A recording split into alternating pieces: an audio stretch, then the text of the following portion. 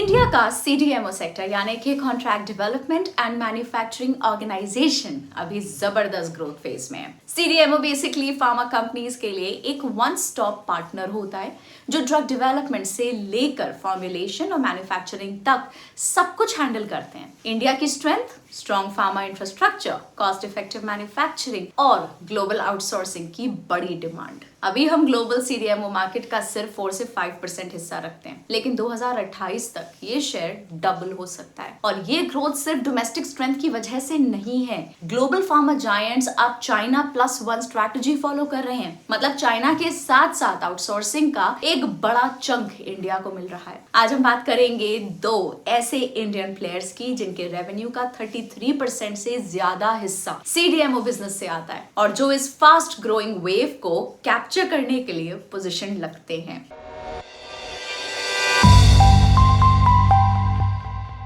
Our first company is Innova Captab Limited. 2005 में incorporated Innova Captab Limited एक integrated pharma player है जिसका presence पूरे फार्मास्यूटिकल वैल्यू चेन में है। इनके बिजनेस को समझते हैं तो कंपनी ने अपने बिजनेस को 2 वर्टिकल्स में अलाइन किया है। पहला सेगमेंट है सीडीएमओ, एज यू नो, लगभग 250 करोड़ या ओवरऑल रेवेन्यू का 71% रेवेन्यू कंट्रीब्यूट करता है ये, जहां ये एंड टू एंड सॉल्यूशंस जैसे कि oral solids, injectables and complex dosages forms provide करता है। लगभग 80% ऑफ सीडीएमओ रेवेन्यू उन कस्टमर्स से आता है जो 5 या उससे ज्यादा सालों से एसोसिएटेड है। नेक्स्ट सेगमेंट है ब्रांडेड जेनेरिक्स, जिसका एम है affordable high quality pharmaceutical products को केटर करना। रेवेन्यू कंट्रीब्यूशन है 29%। कंपनी के पास 6000 distributors with presence in 60+ countries है। ये इंडिया का 3rd largest tablet and capsule manufacturing capacity रखता है। ज्योग्राफिकली इनका एक्सपोर्ट शेयर 23% से बढ़कर 30% हो गया है, यानी कि एक्सपोर्ट्स का कंट्रीब्यूशन क्लियरली ऊपर जा रहा है। अगर कंपनी का फाइनेंशियल परफॉर्मेंस देखें तो 3 ईयर कंपाउंडेड सेल्स ग्रोथ 16% है और profit growth 26%। Q1 of financial year 26 में कंपनी ने 352 CR की सेल्स पोस्ट की, 19.6% year on year growth, mainly नए products via Jammu plant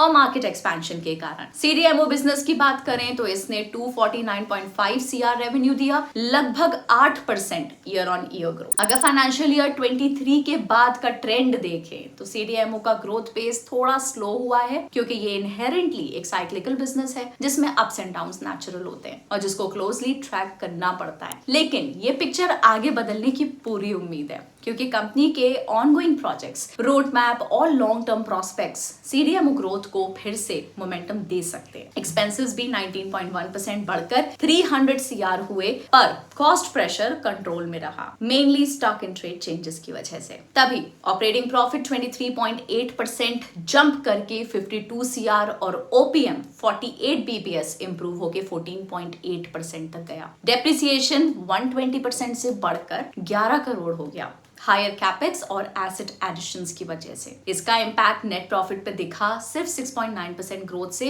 31 CR और एनपीएम 105 BPS गिर के 8.81% पे आ गया। अब नजर डालते हैं CDMO space and growth outlook पे। सीडीएमओ सेगमेंट में कंपनी का क्लाइंट बेस फाइनेंशियल ईयर 21 के 119 से बढ़कर 300+ तक पहुंच गया और प्रोडक्ट पोर्टफोलियो भी 1000 से जंप करके 3300+ हो चुका है। लेकिन ये तेजी अभी रेवेन्यू नंबर्स में उतनी रिफ्लेक्ट नहीं हुई है, क्योंकि सीडीएमओ मार्केट में असली ड्राइवर है वॉल्यूम ग्रोथ। प्राइसिंग साइड पे तो अभी ज्यादा मूवमेंट नहीं है, मोस्टली फ्लैट चल रही है। कंपनी नेक्स्ट 3 साल में 25% रेवेन्यू CAGR टारगेट कर रही है। इनकी नई जम्मू फैसिलिटी जनवरी 2025 से ऑपरेशनल हुई है एंड फाइनेंशियल ईयर 26 में 400 करोड़ रेवेन्यू एक्सपेक्टेड है, almost 1/3 of financial year 25 revenue. Plant को जीएसटी लिंक 300+ इंसेंटिव मिल रहा है 10 साल के लिए, प्लस 6% तक इंटरेस्ट कॉस्ट रिडक्शन का भी बेनिफिट है। प्लस हरियाणा में नया R&D सेंटर भी जल्दी ऑपरेशनल होना एक्सपेक्टेड है, जो जेनेरिक और कॉम्प्लेक्स जेनेरिक प्रोडक्ट्स डेवलप करेगा, मतलब सीडीएमओ और इंटरनेशनल ब्रांडेड जेनेरिक्स दोनों को सपोर्ट करेगा। अब कंपनी का net working capital Jammu plant की इन्वेंट्री बिल्डअप से इम्पैक्ट हुआ। ये बैलेंस शीट में दिखा, जहां इन्वेंट्री लेवल्स और डेज दोनों बढ़े, जिससे कैश कन्वर्जन साइकिल भी स्ट्रेच हो गई बाय 26 days। ये कैश फ्लो में भी दिखा, जहां CFO 56.16% गिर के 146 CR से 64 CR हो गया, despite 21% higher profit from operations. Management के मुताबिक ये शॉर्ट टर्म है और एक्सपेक्टेड है कि नॉर्मलाइज हो जाएगा। अब कंपनी को अगर पीयर्स से कंपेयर करें तो इनोवा कैप्टैब का NPM 10.3% है, जो एक्यूम्स जैसे प्लेयर एंड इंडस्ट्री मीडियन से ज्यादा, लेकिन ROCE, ROE और कैश कन्वर्जन में पीछे है। डेट इक्विटी 0.35x है और लगभग 39.4x के PE पे ट्रेड करता है। अब अगर रिस्क देखें तो कंपनी के कुछ की चैलेंजेस हैं। पहला, operational and financial volatility. CDMO space में अर्निंग्स फ्लक्चुएशंस, ग्रोथ मैनेज करने के चैलेंजेस और कॉन्ट्रैक्ट्स में टाइम कॉस्ट ओवररन्स पॉसिबल हैं। डोमेस्टिक और international competition, India overseas economic growth का इम्पैक्ट और गवर्नमेंट पॉलिसीज, रेगुलेशंस का change. The supply chain and pricing pressure या API प्राइसेस में वॉलेटिलिटी। मैनेजमेंट के हिसाब से Q4 ऑफ फाइनेंशियल ईयर 25 में प्राइसेस लार्जली फ्लैट रहे। हमारी अगली कंपनी है लॉरस लैब्स लिमिटेड। 2005 की फाउंडेड लॉरस लैब्स एक research driven pharma and biotech company है जो सिलेक्ट APIs में ग्लोबल लीडर है। Anti retroviral, oncology including high potent APIs, cardiovascular और गैस्ट्रोथेरेप्यूटिक्स। इनके वर्टिकल्स देखें तो टोटल 2 डिविजन्स हैं। फर्स्ट है CDMO, Q1 of financial year 26 revenue का लगभग 33% कंट्रीब्यूट किया था, और दूसरा सेगमेंट है generics, that includes APIs plus finish dosages forms. Q1 of financial year 26 revenue का लगभग 67% कंट्रीब्यूट करता है। इस सेगमेंट में ARV, ऑन्कोलॉजी, कार्डियोवैस्कुलर और गैस्ट्रोथेरेप्यूटिक्स के APIs और FDFs का डेवलपमेंट एंड सप्लाई होता है। लॉरस 80+ कंट्रीज में 250+ क्लाइंट्स सर्व करती है और दुनिया के टॉप 90% फार्मा कंपनीज का पार्टनर है ये। अब फाइनेंशियल परफॉर्मेंस को देखें तो लास्ट 3 इयर्स में लॉरस का परफॉर्मेंस कुछ खास नहीं था। 3 ईयर सेल्स CAGR सिर्फ 4% रही, but Q1 of financial year 26 में कहानी बिल्कुल पलट गई। मार्जिन्स काफी इंप्रूव हुए। चलिए देखते हैं कैसे। रेवेन्यू में 31.4% ईयर ऑन ईयर ग्रोथ आई, लार्जली CDMO और फॉर्मुलेशन बिजनेस के स्ट्रॉन्ग डिमांड की वजह से। CDMO में 130% year on year growth, mid to late stage NCE project deliveries, नए मैन्युफैक्चरिंग एसेट्स का रैंप अप और कॉम्प्लेक्स केमिस्ट्रीज की डिमांड, जहां ह्यूमन एंड एनिमल हेल्थ दोनों ने बूस्ट दिया। साथ ही जेनेरिक FTF सेगमेंट भी 50% ईयर ऑन ईयर ग्रोथ दिखा गया। ग्लोबल प्रोक्योरमेंट, शिपमेंट्स और नए कॉन्ट्रैक्ट मैन्युफैक्चरिंग डील्स का पुश, प्लस एक्सपेंसेस सिर्फ 15.9% बढ़कर 1187 CR, जिससे ऑपरेटिंग लेवरेज इंप्रूव हो गई। स्पेशली कॉस्ट ऑफ मटेरियल्स में इंप्रूवमेंट आया, जो सिर्फ 4.8% से बढ़ा। कंबाइंड इफेक्ट से मार्जिन्स पे स्ट्रॉन्ग पॉजिटिव इंपैक्ट आया। तभी ऑपरेटिंग प्रॉफिट में 124% जंप आया टू 382 CR। OPM भी 1000 BPS से बढ़ा टू 24.33%,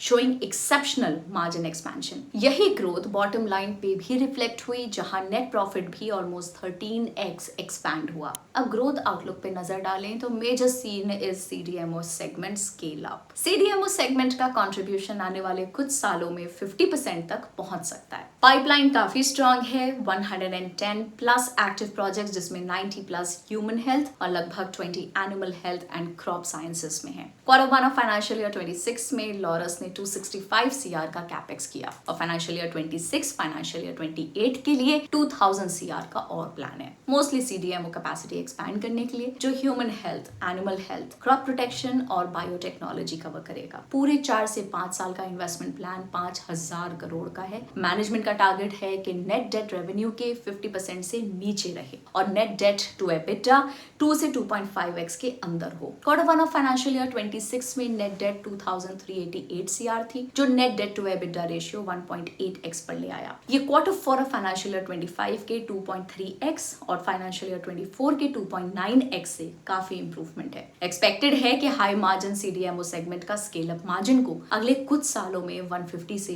200 BPS इंप्रूव करेगा। Q1 ऑफ फाइनेंशियल ईयर 26 में 3 मेजर एक्सपेंशन मूव्स हुए। पहला, वाइजैग में माइक्रोबियल फर्मेंटेशन का फेज 1:400 KL कैपेसिटी एंड 2026 तक ऑपरेशनल हो जाएगा। मास्टर प्लान है लगभग 2 मिलियन लीटर्स फ्यूचर में। नेक्स्ट है हैदराबाद में gene therapy and ADC GMP facility along with formulation facility. अब फाइनेंशियल ईयर 23 से मिड फाइनेंशियल ईयर 25 तक कॉम्प्लेक्स क्लिनिकल कंपाउंड्स की लॉन्ग मैन्युफैक्चरिंग लीड टाइम्स और लोअर वॉल्यूम्स ने एसेट्स को अंडर यूटिलाइज रखा, जिससे कॉस्ट एब्जॉर्प्शन कम हुआ। एंड मिड फाइनेंशियल ईयर 25 से एसेट टर्न्स में रिकवरी शुरू हो गई थी, साथ ही ग्रॉस मार्जिन्स भी एक्सपैंड हुए, मेनली CDMO प्रोजेक्ट डिलीवरीज के कारण। अब एक्सपेक्टेशन है कि नेक्स्ट 2 इयर्स में एसेट टर्नओवर्स वापस नॉर्मलाइज लेवल्स पे आ जाएंगे। डेट 7% बढ़ी, प्राइमरीली वर्किंग कैपिटल लोन्स के कारण, जो इन CDMO प्रोजेक्ट्स के लॉन्गर लीड टाइम्स को सपोर्ट करने के लिए लिया गया।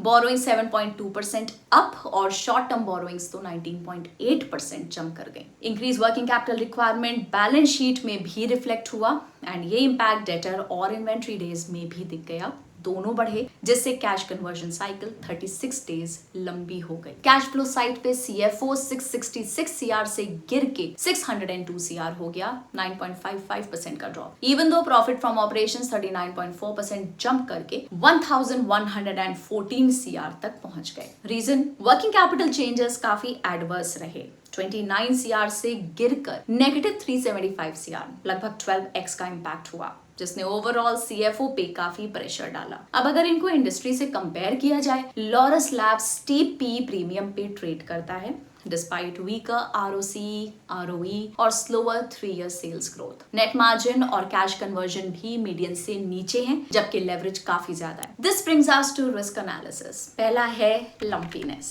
CDMO रेवेन्यूज कभी कभी लंपी हो सकते हैं क्योंकि ये कस्टमर क्लिनिकल प्रोग्राम टाइमलाइंस पे डिपेंड करते हैं। देन लॉन्ग ऑपरेटिंग साइकिल और debt funded capex financial year 26 से 28 कैपिटल स्ट्रक्चर पे प्रेशर डाल सकते हैं। रिटर्न्स का टाइमली रियलाइजेशन क्रिटिकल होगा यहाँ पे। तो ये थी कहानी उन 2 कंपनीज की जो CDMO के इंजन पर फुल्ली ड्राइव कर रही हैं। ग्लोबल डिमांड आउटसोर्सिंग की तरफ बढ़ रही है, इंडिया का कॉस्ट एडवांटेज बना हुआ है और इनका बिजनेस मिक्स ऑलरेडी 1/3 से ज्यादा CDMO फोकस्ड है। क्या लगता है कौन सा स्टॉक CDMO स्पेस में अगला बड़ा नाम बन सकता है? कमेंट करके बताइए और मार्केट की ऐसी ही डिटेल्ड एनालिसिस के लिए हमारे साथ जुड़े रहिए। मिलते हैं नेक्स्ट वीडियो में। Till then you take care, see you in the next one. Bye bye.